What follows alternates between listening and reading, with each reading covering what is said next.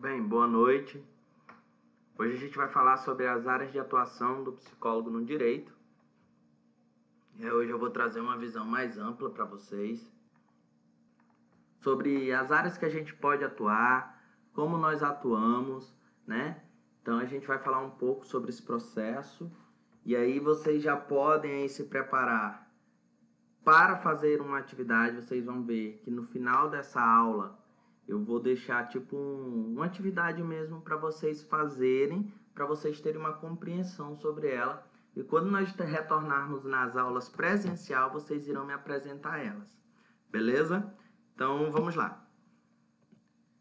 Primeira coisa que a gente precisa entender é a psicologia jurídica. Muitas pessoas têm uma visão da psicologia jurídica diferente da psicologia forense, mas não é. Psicologia jurídica, ela é sinônimo, então ela anda, né, como uma ideia paralela à psicologia forense.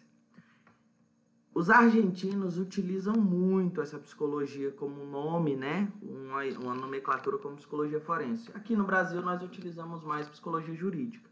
Por que psicologia jurídica hoje? Por quê?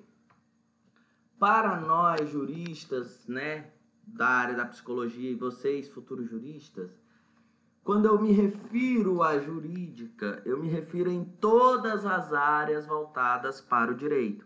Então, não fico preso apenas a um tribunal, a uma área de fórum, que forense vem de fórum, né? Então, quando eu falo forense, eu fico limitado ao fórum, aos fóruns, às varas da família, né? A essa área. Mas, por que se deu primeiramente essa nomenclatura? Porque a psicologia jurídica, inicialmente, ela vai atuar justamente dentro dos fóruns, principalmente, como eu já falei para vocês, da psicologia do testemunho, né? Então, primeiramente, nós atuávamos, né, lá na psicologia do testemunho. E aí, conforme o passar dos anos e dos tempos, nós vamos abranger outras áreas da psicologia. Por isso a gente fala psicologia jurídica. Qual é o objetivo da psicologia jurídica? O objetivo de estudo da psicologia jurídica, é justamente os comportamentos complexos do ser humano. Então, assim, alguns autores abordam que nós, psicólogos juristas, vamos nos vincular a estudar o comportamento. Só que nós não podemos deixar de lado a subjetividade do sujeito. Por quê? Nós somos sujeitos históricos. Nós somos sujeitos históricos. Não somos ahistóricos. O que seria isso? Nós temos uma história, uma criação, né, como sujeito. Nós fomos criados como sujeito. Nós nos formamos como sujeito, que é o que vocês vão ver na próxima aula aí da unidade 2, seção 1. Vocês precisam assistir, que eu vou postar também. Que a gente vai se construir com uma personalidade. Então, eu vou ter uma personalidade. Essa personalidade vai me formar como sujeito. Personalidade aqui, desculpa aqui. Essa personalidade é o que vai me formar como sujeito. Então, eu tenho uma história social, biológica, psicológica.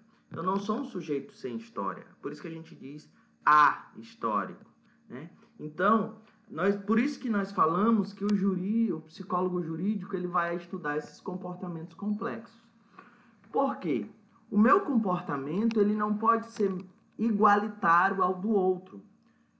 Uma das questões que se debate muito é: por que o sujeito X foi criado da mesma forma que Y e ambos tomaram caminhos diferentes?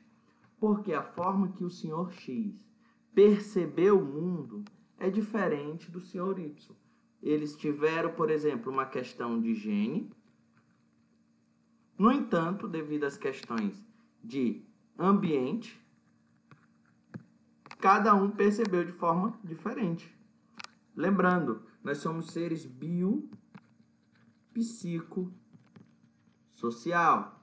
Então, se eu levar em consideração só o gene, eu estou levando em consideração só o processo biológico. E não estou levando as questões psicológicas. Não estou levando as questões psicológicas e sociais em consideração. Tá bom? Então, muito cuidado com isso. Nós precisamos falar que é um comportamento complexo, mas levando em consideração a estruturação e a formação desse sujeito. Né? A gente vê isso em psicologia constantemente. Então, nós temos as visões de cada uma das teorias de psicologia sobre a personalidade, e a gente vai falar um pouco sobre isso.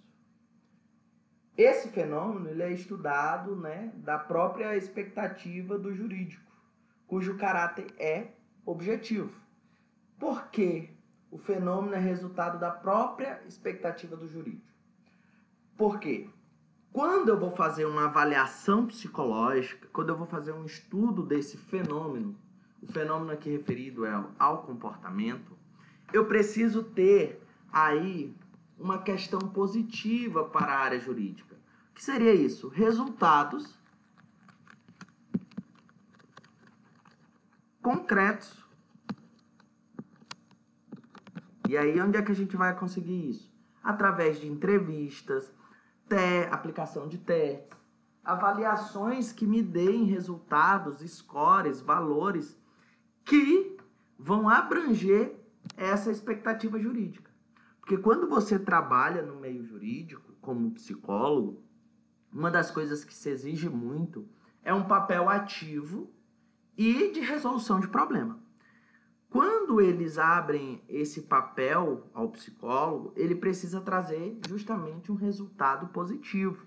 Então, nós precisamos estudar esses fenômenos, levar a eles uma compreensão ampla sobre o que é a psicologia jurídica e a sua atuação e o seu, vamos dizer, o seu desdobramento nas áreas, né? E dentro disso, um dos instrumentos para alcançar esse resultado, como nós bem já comentamos, é o processo de avaliação psicológica. Avaliação psicológica é o quê? Avaliação psicológica é uma área da psicologia. Vou até apagar aqui. Avaliação psicológica é o quê? É uma área da psicologia que vai o quê? Que vai mensurar. Mensurar vem de medir, me dar dados consolidados. O comportamento, questões cognitivas, perceptivas e outros pontos. Atenção, memória, sensação, os processos mentais. A avaliação psicológica, vou deixar um pouco aí para vocês escreverem. A avaliação psicológica é uma área, né, da psicologia que ela vai buscar mensurar os processos psicológicos do sujeito. Nós já falamos isso no início da psicologia, que quando Aristóteles escreveu as faculdades fundamentais, ou seja, seria percepção, sensação, pensamento, comportamento, né? Então, a avaliação psicológica, ela vai ser um instrumento utilizado dentro da psicologia aplicada ao direito. Junto com ela, aqui nós temos o principal papel, que é a construção do laudo. Esse laudo é um documento psicológico que ele vai me dar aí o resultado final de uma avaliação. Então, nessa avaliação eu utilizei o quê? Entrevista, anamnese. Anamnese é um instrumento da psicologia. Eu usei testes psicológicos. Poxa, eu usei um teste, o TAT, onde eu mostro ali algumas imagens. Esse sujeito precisa me contar uma história sobre ela. O TAT vai avaliar a personalidade desse sujeito. Então, quando eu faço essa avaliação psicológica, eu preciso conseguir o maior número de dados e resultados desses fenômenos que estão sendo analisados. Ou seja, os comportamentos, né, dentro de determinada situação. Depende muito da área de atuação que eu estou exercendo. tá bom?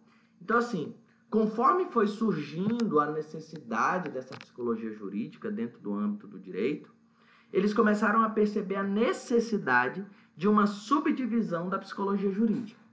Então, assim, quando eu falo na psicologia jurídica, eu não falo, você não pode se remeter apenas a questões de júri, né? É isso que se remete muitas das vezes. Porque existe a psicologia jurídica, que nós estamos falando agora. Então, ela tem as suas subdivisões. E nós temos a psicologia judiciária. A psicologia judiciária, essa aqui sim, olha a diferença. Mesmo parecendo que são iguais, elas são diferentes. Por quê? A psicologia jurídica, ela diz respeito ao todo da psicologia. Ou seja, a todas as ramificações, a todas as áreas de atuação do psicólogo. Quando eu falo em uma psicologia judiciária, eu estou falando de uma psicologia que vai atuar diretamente aqui, ó, a diferença. Quando eu falo de psicologia judiciária, eu estou falando em uma psicologia que vai agir dentro do júri. Então, a psicologia judiciária atua dentro de coleta de informações do depoimento das pessoas dentro de um júri, uma análise sobre as falas de cada defesa do réu, né, ou da vítima, né? Então, a gente tem aqui uma diferenciação. Uma psicologia jurídica, que é o macro. Então, a gente pode fazer assim, ó. Olha só. Psi jurídica seria o macro. Por que macro?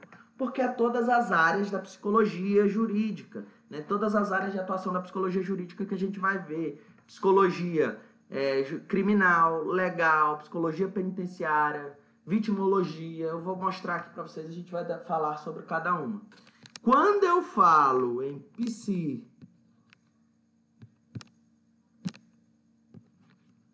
judiciária, eu falo de júri, tá? Então, quando eu me remeto a júri, eu estou me remetendo a psicologias dentro do júri. Então, quando eu falo psicologia judiciária, eu me remeto ao júri. Quando eu falo psicologia jurídica, eu me remeto ao todo da psicologia.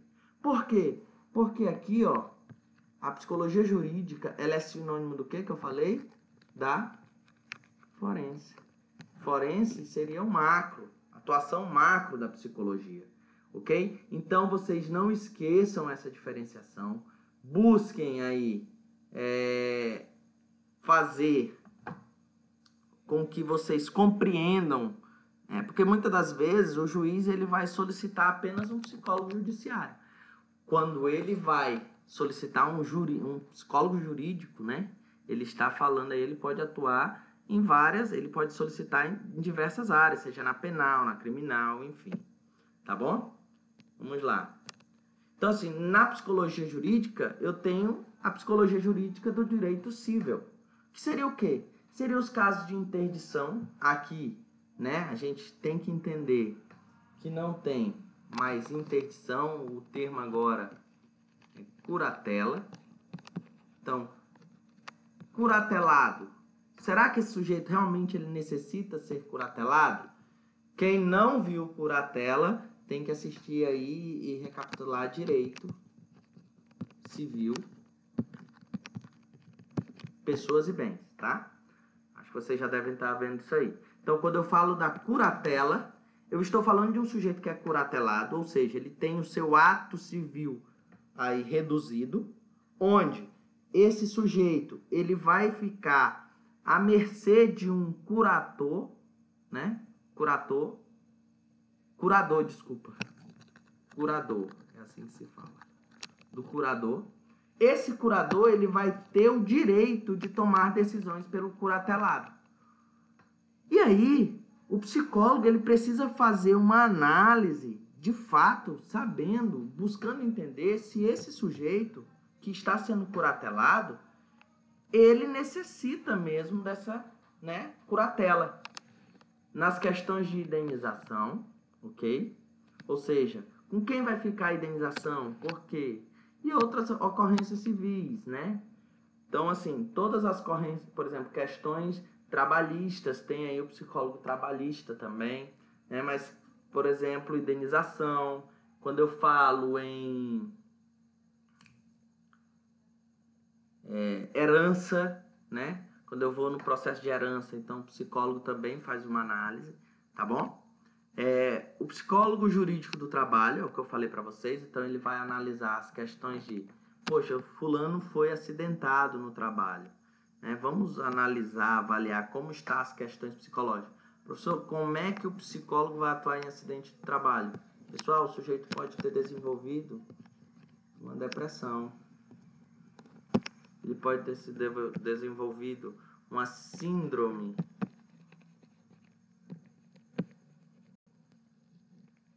de burnout. Síndrome de burnout, tá? A síndrome de burnout, ela é um transtorno. Síndrome de burnout. A síndrome de burnout, ela é um transtorno ocasionado onde o sujeito ele tem um nível de estresse elevado. Então, isso pode ocasionar nele aí grandes sequelas psicológicas. Então, o psicólogo vai atuar em cima disso, né? Pessoas que se tornaram inválidas por alguma questão. Porque esses dias mesmo eu estava comentando, né? O trabalho, o processo de trabalhar é como se eu tivesse uma identidade social. Então, no momento em que eu perdo essa indenização, essa atividade, eu perdo essa identidade, né? E eu, muitas das vezes, começo a ser curatelado, ou seja, eu sou interditado, né? Eu me sinto inválido na sociedade. Então, isso ocasiona sofrimento. Por exemplo, os idosos, tá? Os idosos, quando eles param de trabalhar, para eles se tornam, muitas das vezes, não todos, mas alguns podem se sentir inválidos, sem um papel de identidade na sociedade. Nós temos a psicologia jurídica e o direito penal, que aí a gente tem na fase processual, que são de corpos de delito, de esperma, né, em questões de abuso, de insanidade mental, inimputabilidade, entre outros procedimentos. Aí é que tá. Quando eu falo em fase processual, eu estou falando que está em um processo, né? Vocês já devem ter visto isso. Então, eu estou em um processo inicial, está andando. No momento em que isso aqui vai a júri, aí sim, tá na hora de eu chamar o psicólogo judiciário. Ou seja, esse psicólogo judiciário vai atuar dentro do júri. Até então, nós estamos falando de um direito penal em fase processual, tá bom? Delito, gente, crianças ou adolescentes que sofrem abuso, que está nessa fase de processo, a gente vai coletar também o testemunho.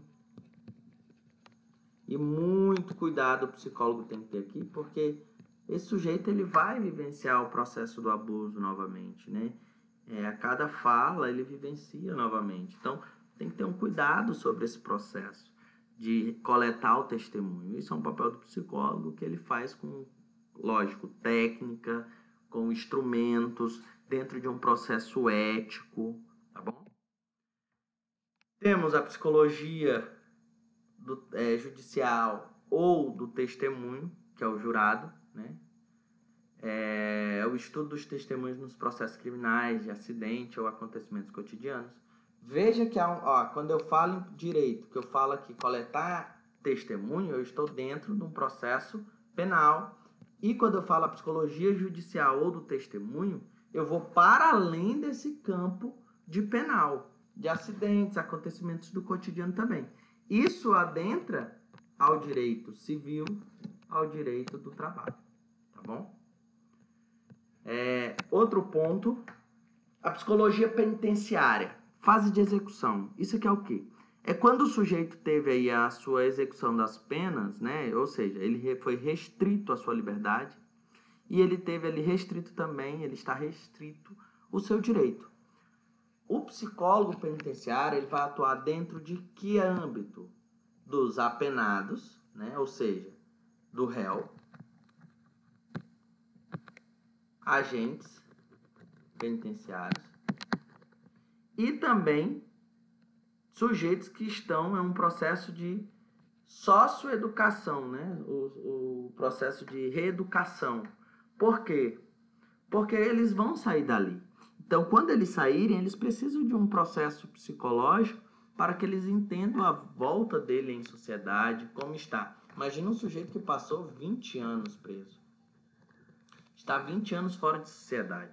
Então, nós precisamos trabalhar um processo de reeducação comportamental. Como esse sujeito vai retornar para a sociedade, como ele vai lidar com as questões, né, que estão ali dentro das suas limitações, beleza? Então, o psicólogo penitenciário ele vai atuar diretamente em pessoas que estão encarceradas, tá? Psicologia policial e das Forças Armadas. Pessoal, essa psicologia policial é a psicologia que ela vai trabalhar dentro de áreas como, vamos dizer, em delegacias, né? Quando eu trabalho em delegacia, eu coleto muito casos de violência.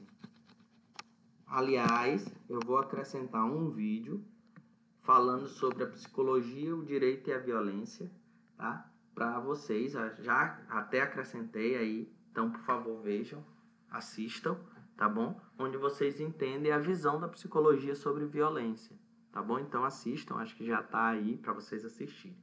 Então, vocês precisam entender que o psicólogo policial, ele vai, muitas das vezes, em casos de violência doméstica, que é o que mais se traz dentro do âmbito policial, tá bom?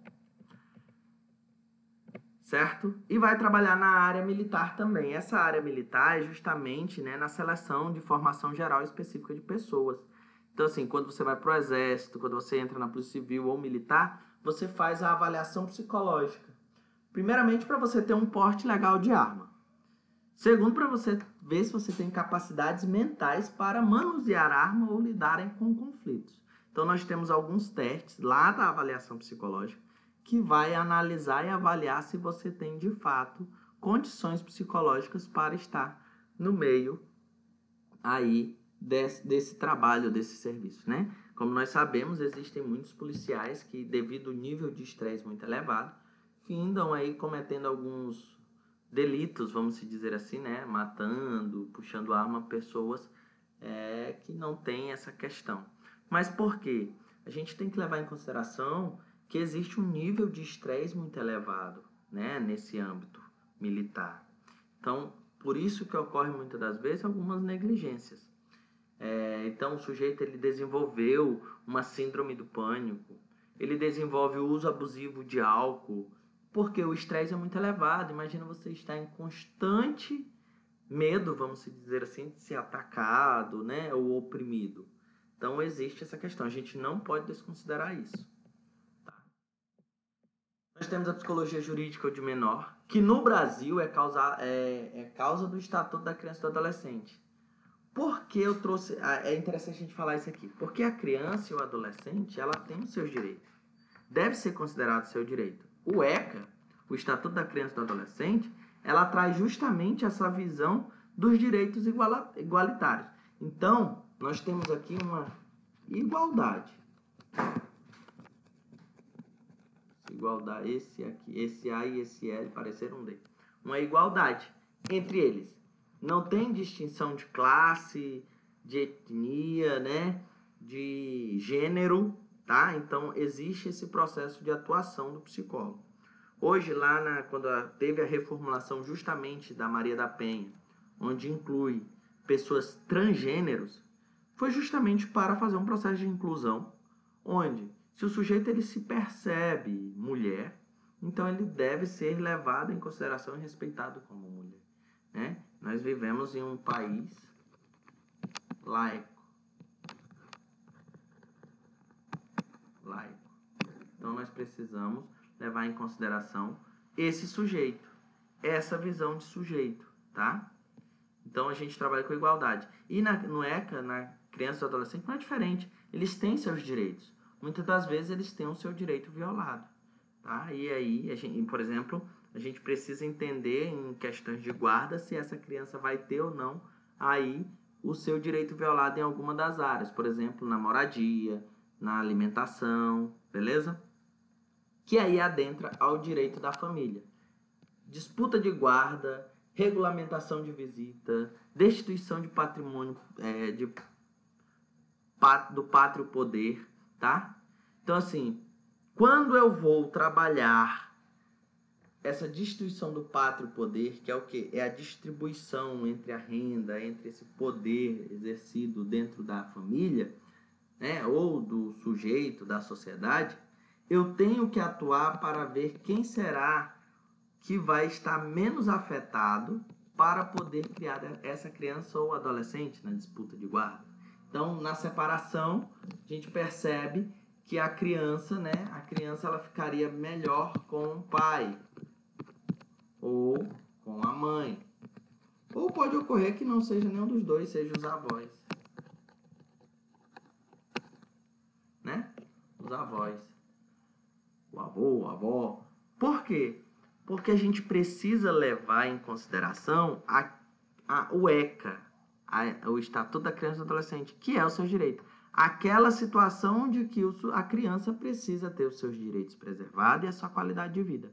Então, quando a gente vai atuar dentro dessa área, a gente precisa ter esse cuidado no momento de fazer, né, a atuação.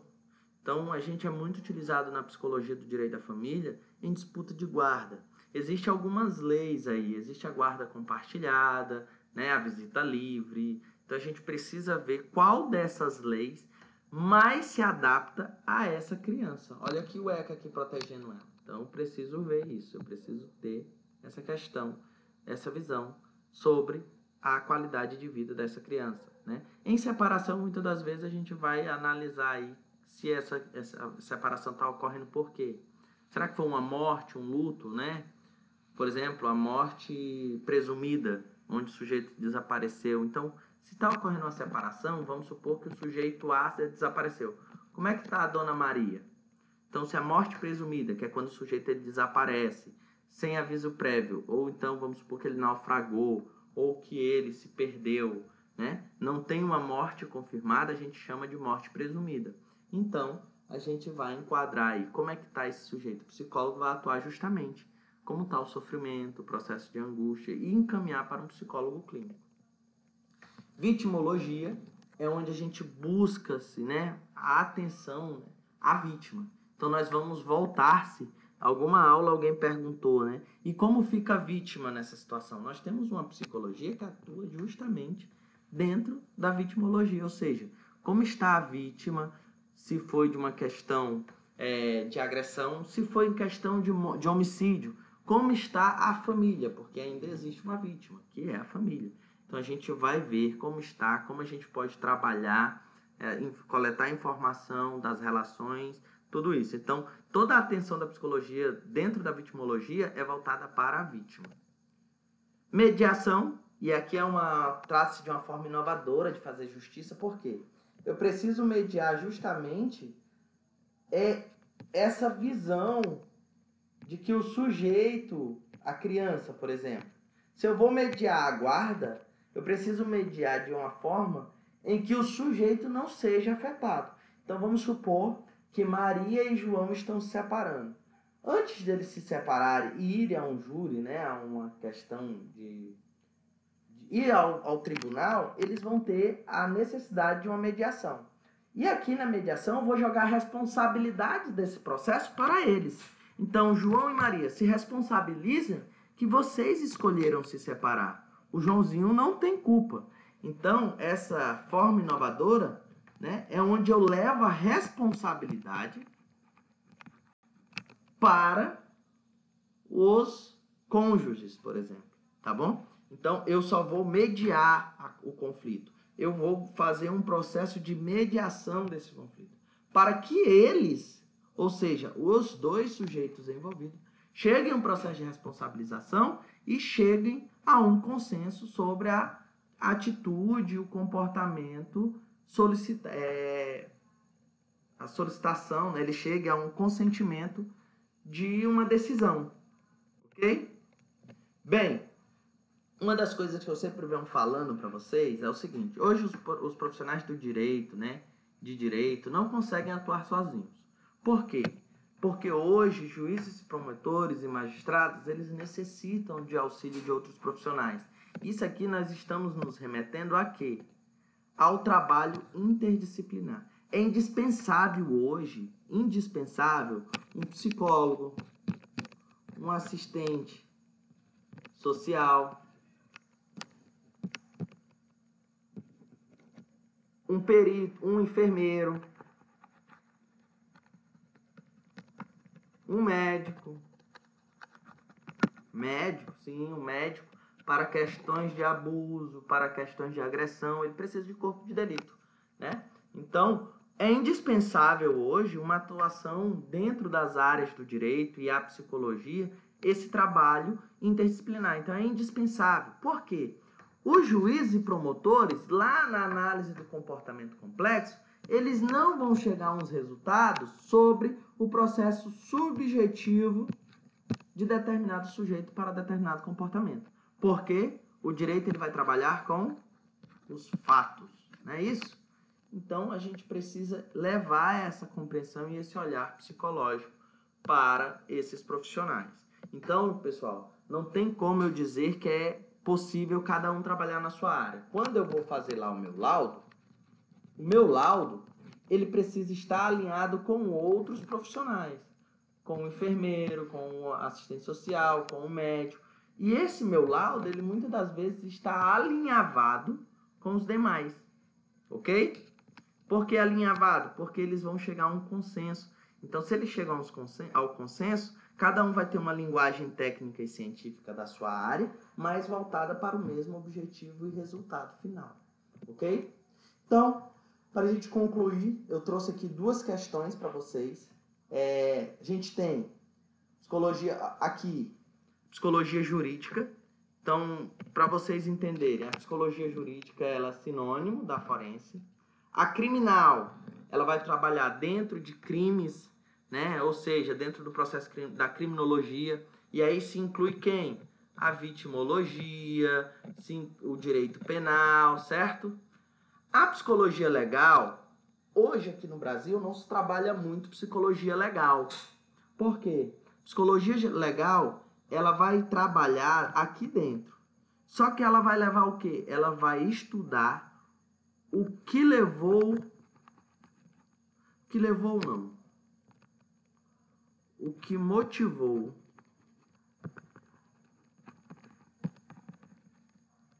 o crime. Né? Então, eu vou estudar o que motivou o crime, o motivo, né? O que motivou, o que levou esse sujeito a cometer esse crime. É a psicologia legal, que está dentro da psicologia criminal, tá bom? E a judiciária, ela vai atuar dentro do júri, tá bom? Então, vocês vão hierarquizar esses termos dentro de um mapa conceitual e eu quero que vocês solucionem uma situação, um problema, diante os campos de atuação do psicólogo. O que é isso? Vocês vão falar eles e vão conceituar cada um. Então, peguem ele e conceituem, tá? Já dei aí a explicação de cada. Jurídica é todo o campo da psicologia e eu espero que vocês tenham gostado da aula. E é isso aí e boa noite.